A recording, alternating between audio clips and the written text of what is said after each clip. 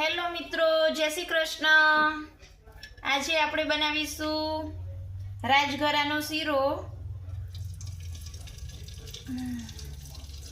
3 ચમચી 4 ચમચી જેટલું મેં અહીંયા ઘી લઈ લીધું છે।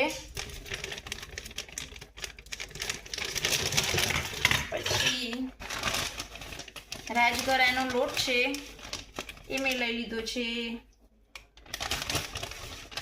આ પ્રમાણે માપ છે 2 મોટી ચમચી।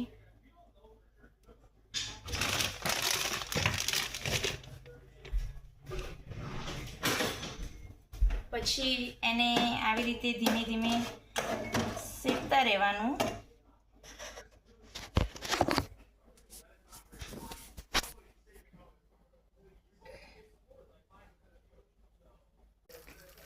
અહીંયા ગોળનું પાણી ગરમ થાય છે।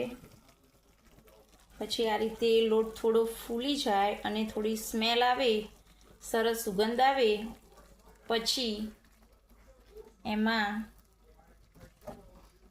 આ પાણી એડ કરવાનું। હજી થોડું બાકી છે। હવે લોટ શેકાઈ ગયો છે।